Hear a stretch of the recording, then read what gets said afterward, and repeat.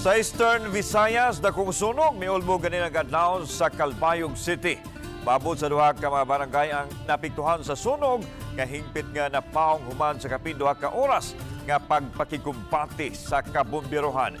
Live gikan sa Calbayog City, Samar, si Nico Sereno. Nick. Yes, Lan, miulbo ang dakong sunog nga nakapaukay sa mga mulupyo dinhi sa Calbayog City kaganihang kadlawon. Gipukaw sa nagdilaab nga kayo ang mga residente sa Calbayog City, Samar, alas 2:47 kaganihang kadlawon.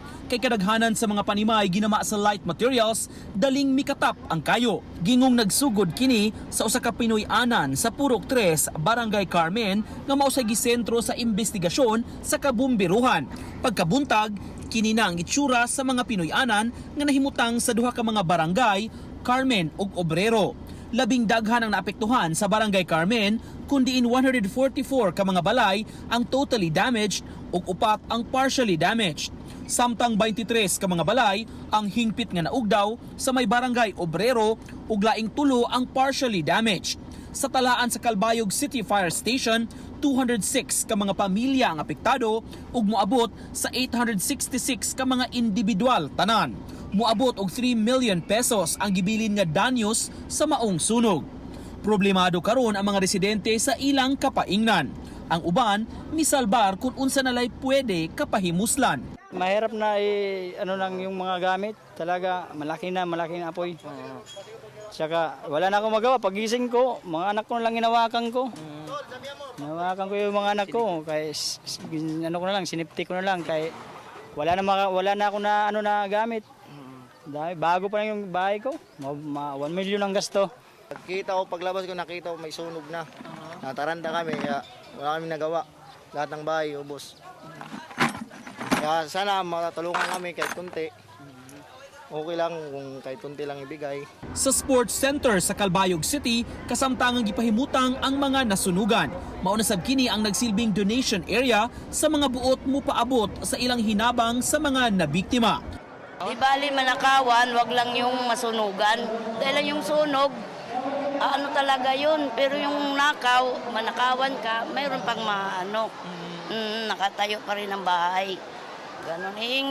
Yung sunog, wala na, puro na itim. Yung manok niya, ang daming manok, sunog. Aminado si Calbayog City Mayor Raymond Uy nga lisod ang pagkontrolar sa kayo kay sikit-sikit ug sudlunon ang mga balay. Nasuta sa LGU nga ang dakong bahin sa dapit na sunugan gipanag-iya sa dakbayan. Misaad ang syudad ug hinabang sa mga naapektuhan. I hope maintindihan ng mga nakatayo dati doon na luluwagan natin yung kalsada nila. And based on recommendation sa Crisis Management Committee kanina, one is the hydrant, water hydrant, isa yun, and additional water tanker. Samtang wa pay kita karon ang magtiayon nga nagpuyo sa balay nga gigikanan sa sunog.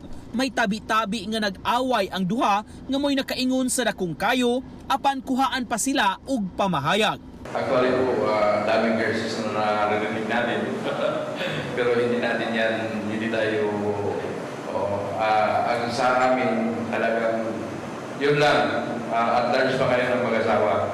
Kailangan namin mahanap sila kasi sila talaga ang makapagbigay alam sa atin kung ano talaga ang totoong nangyari.